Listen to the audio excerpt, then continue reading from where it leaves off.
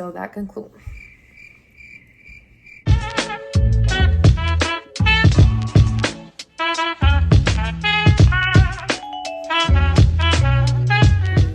Good morning, my bookish babes and besties. It's Friday, so happy Friday, and welcome back to another video of Book Blabs.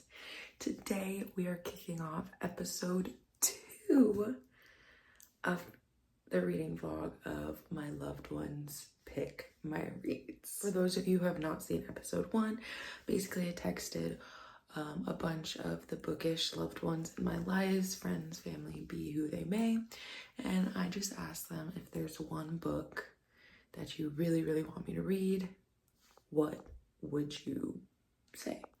And so I compiled a list of a bunch of books that loved ones in my life were like, hey girl, gotta get on this. And my last video I read 4 of them, so in this video hopefully I'll read 3 or 4 of them, otherwise you won't see the video, you know? Okay, I'm gonna kick off this video with Yours Truly by Abby Jimenez. This was recommended to me by my sister Danielle, so hey Danny. Yeah, editing Natalie, go ahead and throw in the synopsis and then we can go ahead and get started. All right, talk to you later, guys. Bye. Yours Truly is a novel of terrible first impressions, hilarious second chances, the joy in finding your perfect match. Dr. Brianna Ortiz's life is seriously flatlining. Her divorce is just about to be finalized, her brother's running out of time to find a kidney donor, and that promotion that she wants, oh, that's probably going to the new man doctor who's already registering 80-7 on Brianna's pain in my ass scale. But just when all systems are set to hate, Dr. Jacob Maddox completely flips the game by sending Brianna a letter. And it's a really good letter. Like the kind that proves that Jacob isn't actually Satan. Worse, he might be this fantastically funny and subversively likable guy who's terrible at first impressions. Because suddenly he and Bri are exchanging letters, sharing lunch dates in her secret sob closet, and discussing the merits of freakishly tiny horses. But when Jacob decides to give Brianna the best gift imaginable, a kidney for her brother, she wonders just how she can resist this quietly sexy new doctor, especially when he calls in a favor she can't refuse. Good morning, everyone. It's currently now Tuesday. Over the weekend, I didn't really read a lot. Well, I did, but I read The Silversmith by L.J. Claren, so hey, it's an arc. I think it already came out, but my review is due on August 1st, so I'm still working on that, but I have a little bit of time now. But anyways, yeah, it's a great book. I highly recommend it. You should go read it. I believe it's on Kindle Unlimited. Don't quote me on that though. But yeah, it was a really fun romantic. Anyways, I digress. Yesterday I had the worst migraine, so I just flopped in bed and did nothing, like after work. But I am 40% through Yours Truly, and I'm really loving it. I love how sweet that this man is, and he is so, like, I just want to protect him. Like, he's so caring, he's so sweet, but he's so anxious, and I just want to, like, give him a hug and protect him from the world. And I don't know, it's so cute. His name's Jacob, and I don't know, he is one of the most thoughtful book boyfriends I've seen in a while. But as I get ready for work this morning, I'm gonna keep listening to the audiobook and I'll keep you guys updated, but just know that I'm having a really good time so far. Like the letters that they wrote to each other, now I get why it's called Yours Truly. But yeah, it's so sweet, and they both have like their own problems that they're going through and their own like traumas, but the way that they connect with one another, and you could tell that they really like each other, but it's like Brianna's scared to trust a man again for obvious reasons, and Jacob is like so anxious to, like, you know, push Brianna or like not even push Brianna, but just like say what he's truly feeling. But I don't know. I love it. I really hope this book doesn't break my heart and make me cry, but I guess we'll find out. Okay, I have to get ready for work. Okay, bye. Hi, good morning. Quick update because I need to go to work like now. I'm about 80% through Yours Truly, and while I am loving it a lot, I'm also finding myself getting really frustrated because the miscommunication trope is very strong with this book, and I think the book would be a lot shorter if this miscommunication wasn't happening. And while I understand it to an extent, I personally don't think it should be going on this long. Like, we're two grown adults, people, just have a conversation. Yeah, but I'm probably gonna listen to more of it on my lunch break, so I'll update you then. But as of right now, while I am giddy, it's not really worth frustration right now. I don't know. Right now it's sitting at a 4-star. I can't give it that perfect 5-star yet, but I'll keep you updated. All right, bye guys. Hi guys, I'm on my lunch break, but I have to go back in like 2 seconds. I'm like 90% through Yours Truly, and it did get better. I'm not as frustrated with it, but I'm also now frustrated for a different reason, and I don't want to spoil anything. But I will say that Brianna is being very...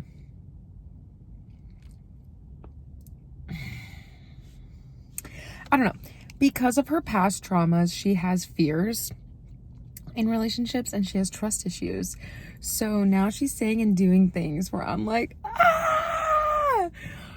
But I also can't blame her because she's been burned before. Like, she doesn't know any different. And so, I don't know. I'm like really enjoying it, but I also kind of want to rip my hair out, but I also want to like cry, and I also want to just like hug Jake. I don't know, maybe Brianna's frustrating me because I want to protect Jacob at all costs. But yeah, I'm really enjoying it so far. I now know why Danielle was telling me to read this book. She was correct.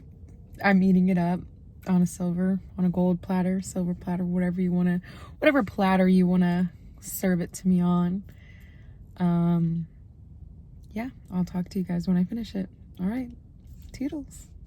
Hey, so I finished Yours Truly. Oh my gosh. So I know in the last clip I was talking about how it's gonna be a 4-star for me because I'm like getting frustrated and I'm like, whatever. Nope, it sold me. I was crying at the end, which is kind of unsafe because I was driving and I kind of had to like force myself to like cry a little softer so I could see where I was driving. But yeah, oh my gosh. 5 stars, 5 stars. Chef's kiss of a book. Thank you, Danielle. Thank you. It's so good. The anxiety representation is fantastic. Like, I don't struggle with extreme anxiety, but I do have like certain social anxieties, I guess, like certain things that take root. And so through Jacob, I just felt really seen. And so I know all of my anxious book babes out there probably felt very validated and very seen as well. And so like, I want to protect Jacob with my whole heart. Like, I love Jacob. He's a great book boyfriend. He is a great character in general. I loved him. And then for Brianna, I understand I was getting really frustrated with my girly. I know. But I also had like, I needed to be sat down and spoken with because like, and when I say sat down and spoken with, I meant like I sat myself down and talked to myself like a psychopath, deal with it. But I needed to remind myself that like, she went through really traumatic things, you know? And so of course she's not gonna be a perfect human being and she's not gonna make the most logical choices. And she's gonna be scared to trust. She's gonna be scared to put herself out there, I apologize and rescind my annoyance with her. But yeah, I just really, really, really liked it. And then with Benny, like, we even have like sick representation, and I loved the lupus representation. Like, it's so amazing. Like, we have just like, you know, the ins and outs of like having a sick family member, and just everything about this book was so good. The emotions were all there. Everything was beautifully crafted. The love story, the spice, the slow burn, like all the characters were fantastic. Like, I just love this book, and now I truly understand why Abby Jimenez is such a beloved author. So thank you.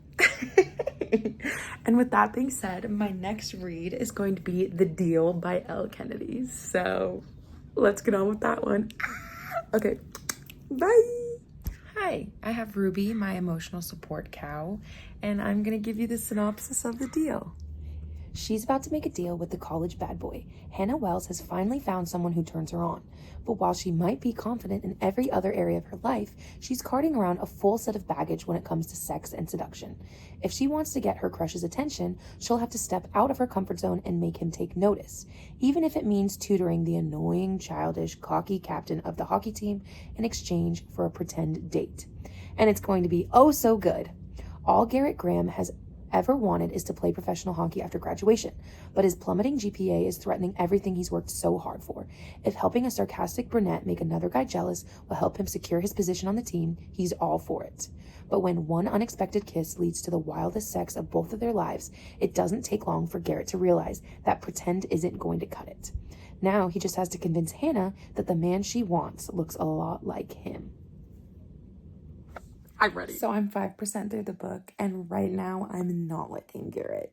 So far, all he's talked about is how this one girl, our main character, Hannah, has an impressive rack. And then he's now talking about how horny hockey players are. Because he's like, oh, I see this girl in a lacy bra and bows. And of course I'm going to get horny because I'm a guy. But I'm going to give it time because a lot of people really like this book. So I'm gonna wait, because right now he just seems like a playboy, arrogant asshole. I said it. I might change my mind. We don't know. But if I don't, you heard me say it here, folks. I'm on page 13, 5% through. You heard it here. Hi. So I'm like 44% through the book now. Garrett's growing on me a little bit. But his ego, you guys. But I'm like chuckling. I'm having a good time. It's definitely bingeable, but it's still not my favorite so far. Sorry. Okay, talk to you later. Bye. Hey, me again. It's 10:30 at night. I'm 85% through this book, page 288. I'm pissed. Garrett's dad is literal garbage, and I hate him. Like, I hate him so much. Like, he needs to go get hit by a truck, because I don't want to see him ever again. I said what I said. I'll talk to you later. Bye. Hi. It's almost 11 and I finished the book.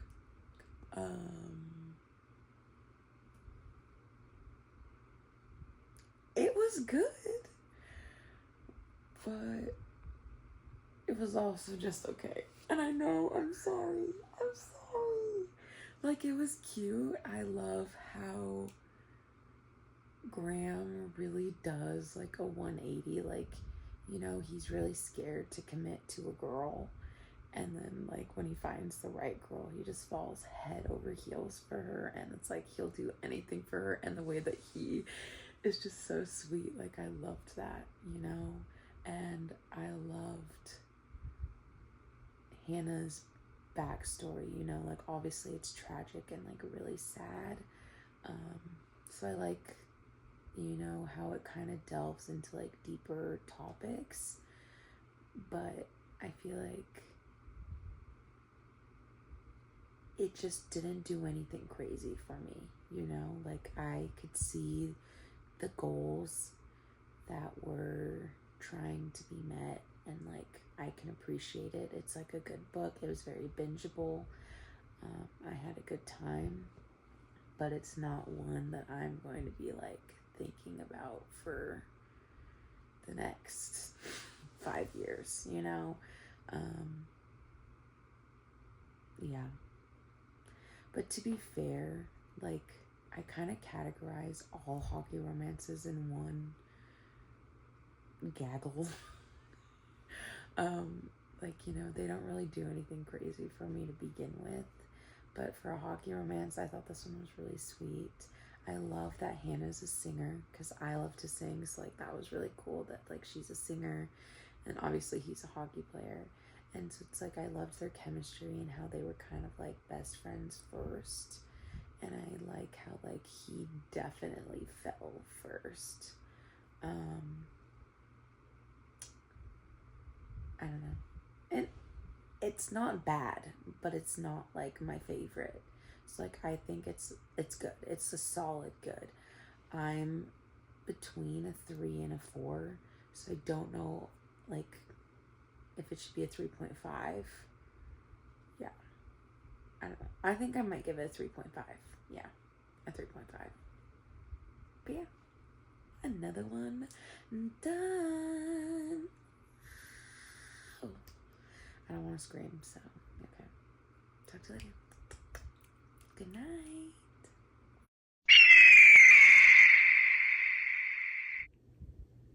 Hi. It's been a while. It's now Monday, September 15th. Yeah, a lot has happened. My car, Dorian, died. He got totaled.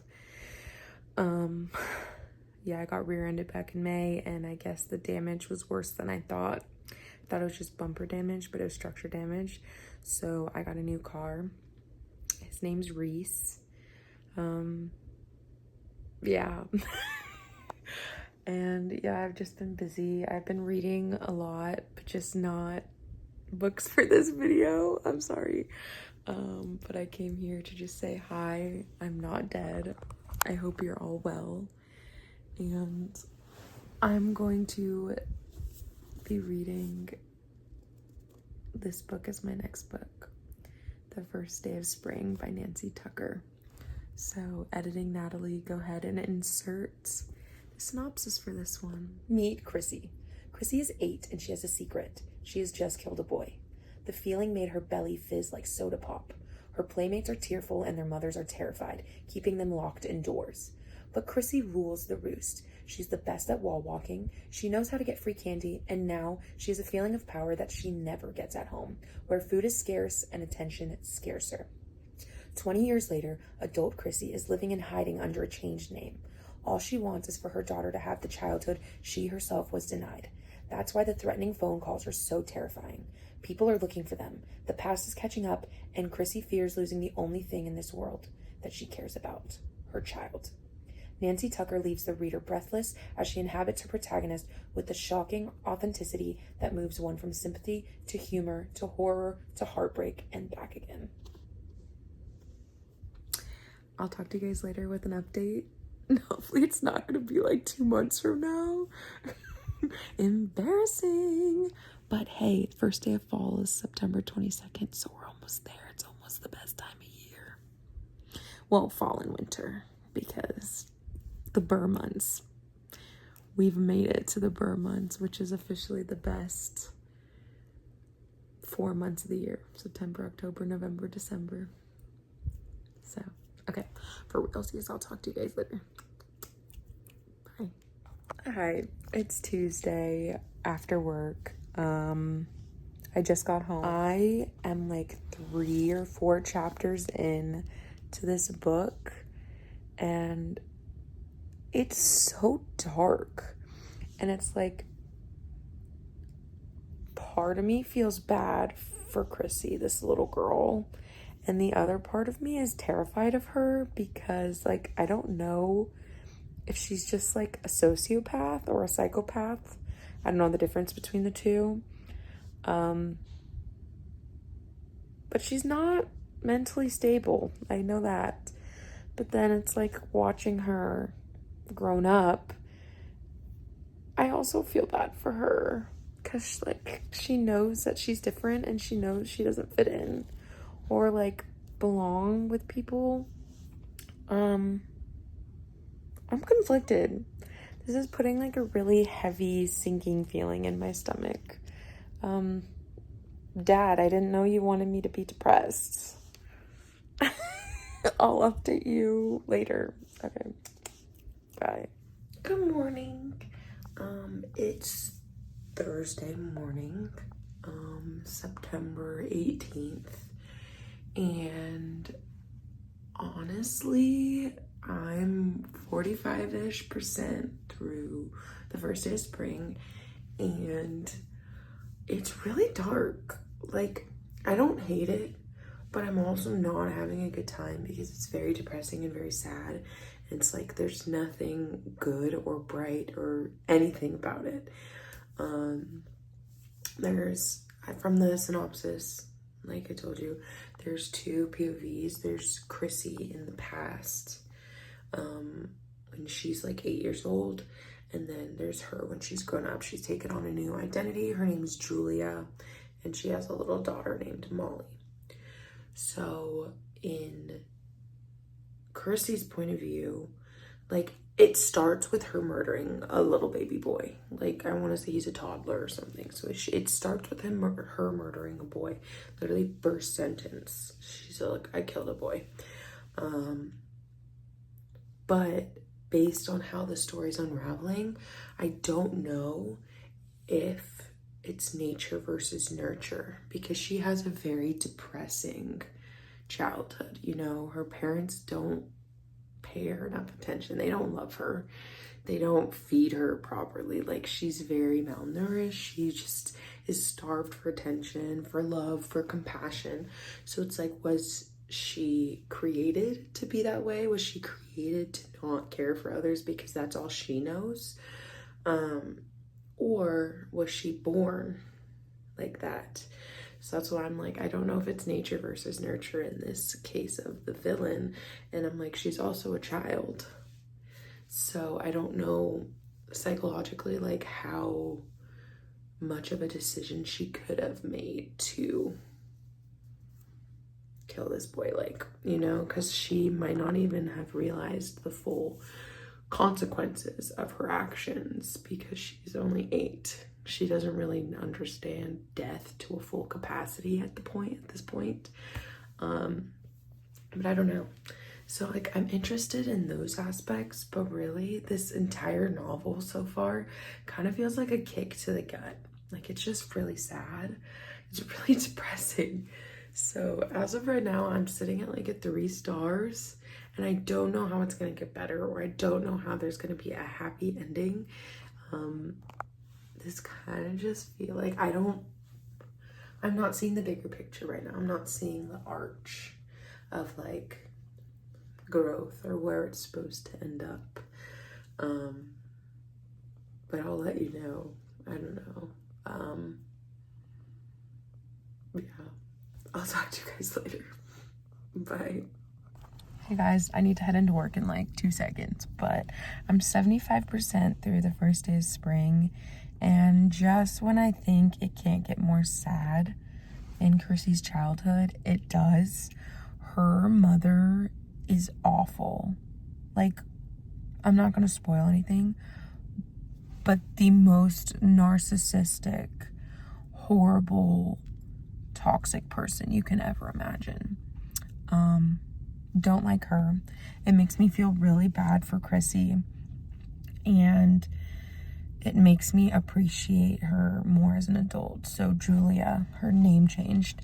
Julia as an adult really cares for her daughter Molly, and you know, she's trying her best to love Molly the way that she was never loved.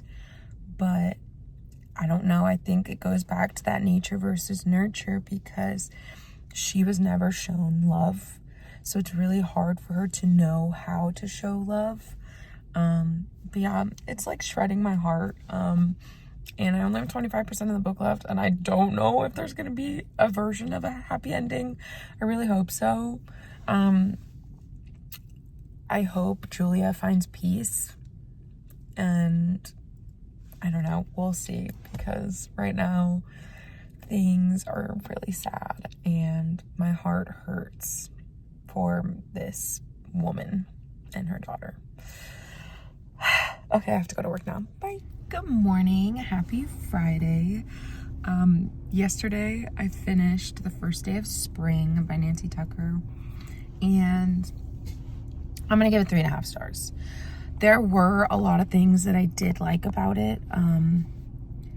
For example, like, I like how emotionally conflicted I was, because this little girl, although she was a murderer, like, she was so young, I just don't think she understood what death was. She also had a really horrible upbringing, so I just think it was like a little bit of the traits that she could have, like, was kind of born with, but her situation just amped that up and made it worse. And so I think she was like acting out. I think she was hurting. I think she was, you know, just traumatized by so many like horrible things that were happening in her life. But I don't think I can give it over 3.5 stars just because of how depressing it was. Like, that book was like a kick in the stomach. It was really dark. It was really disturbing. I just felt bad for our main character. And then, like, now that she's grown up and, like, you know, she went to prison, she did her time, she's still like mentally punishing herself, and she's still like mentally doesn't think that she's good enough. And, you know, like, it's just her past traumas, and now that like she's a mom herself, it's just very full circle. But yeah, 3.5 stars. There's a lot to talk about in that book. I don't want to like spoil too much, but you kind of get like the gist of what's going on. But yeah, that's my opinion. Next, I'm reading House of Hollow by Crystal Sutherland. I think that's her name.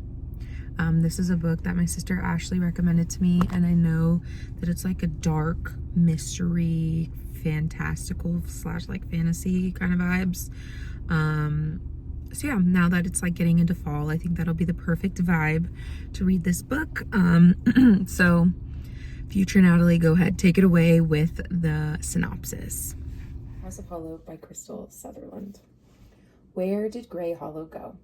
Iris Hollow and her 2 older sisters are unquestionably strange. As children, they disappeared on a Scottish city street, only to return a month later with no memory of where they'd been or what had happened to them. More troubling, their appearance began to change. Their blue eyes now black, their dark hair now white.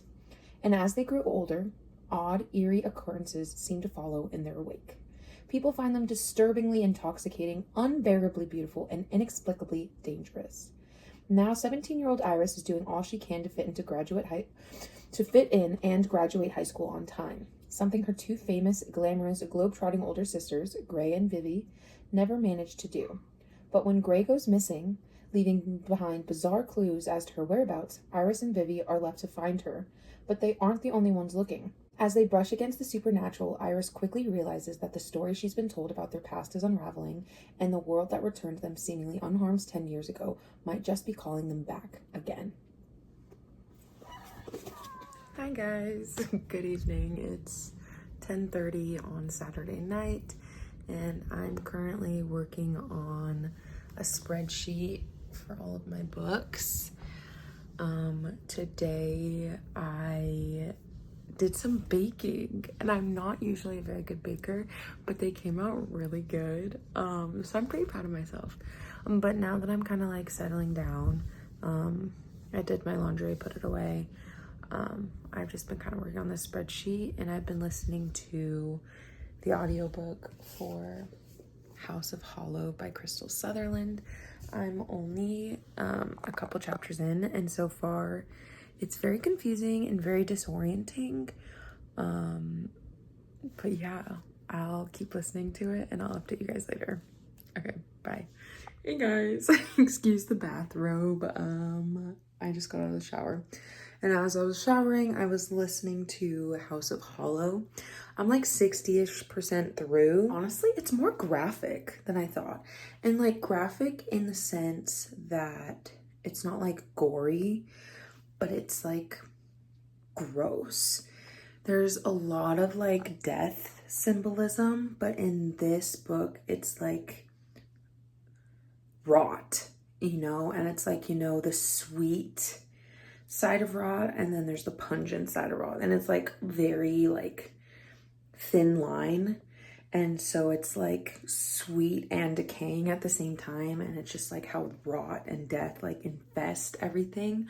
So it's just like coughing up or throwing up like rot, or throwing up bugs, and it's like squishing a strawberry and worms and mold, and like it's just very gross. And that's why I'm saying it's like graphic, because I'm like over here like with my stomach like super uneasy, because like I don't like rot. I don't like that kind of graphicness. So I mean, I don't really like gore either, but you know, I don't know. I'm gonna keep listening as I'm getting ready for bed, but just it's kind of crazy. Hi guys, it is Tuesday, September 30th. I just finished reading House of Hollow. But before I do that, I have an update for you. I'm brunette. Well, I call it blonde, but I'm brunette. Surprise! I chopped off 4 inches of my hair. I mean, my bangs look atrocious right now because they've been like clipped back all day, but they're supposed to be like cute little curtain bangs. My hair is crazy, but let's talk about House of Hollow. I'm gonna rate this book a 3.5 star. It definitely gave very creepy vibes. So like reading it in the fall, like it's a perfect like September, October book. It like checks all the boxes of like spooky, dark, kind of like mysterious. It's a little bit confusing, and I think that's why I lowered my my rating, is because the narrator is kind of unreliable. I don't know. This book kind of gives the same vibes as Don't Let the Forest In. I feel like these are good companion books. Like it gives, if you liked that book, then read this book, or if you liked this book, go read that book, because it's like you're kind of confused the whole time, and like the deeper into the book you get, the more confusing things get, and then by the end they kind of make sense and they kind of don't at the same time. I will admit, this one does make more sense than Don't Let the Forest In by the end of it. I feel like the answers are more solidified here. Overall, I liked it. I think it's the perfect like spooky vibe. It's not my favorite book, but it was definitely like ooky spooky. It was definitely fantastical. I kind of wished I had more fantasy elements, but this is kind of like a, I guess, an urban fantasy. Instead of like magic, it was just more like mystery. It's paranormal, I guess I could say. Yeah. But thank you, Ashley, for giving me this recommendation. I liked it. I think I would recommend it to other people, especially if they liked Don't Let the Forest In. So Ashley, if you liked House of Hollow, which I think you said you did because you recommended it to me, then you should go read Don't Let the Forest In, because it gives similar vibes. All right, cool. I'm gonna go shower now because my hair looks a wreck. That concludes part 2 of my loved ones pick my reads. Thank you so much for joining me for this vlog. I'm so sorry that it took like 70 billion years to record. I've been extremely busy. I hope that my next video is not so far out, but I'm not making any promises. Comment down below if you've read any of these books or if you thought similarly. Yeah, let me know if there are other books that you want me to read. I can keep expanding the list because I still have a few that I need to do for part 3. So if I did not get to your book, please do not be sad. I promise I will get there. It's just time is flying. But yeah, have a great have a great night, have a great week, have a great month, have a great week. It's the last day of September, so happy October by the time this is uploaded.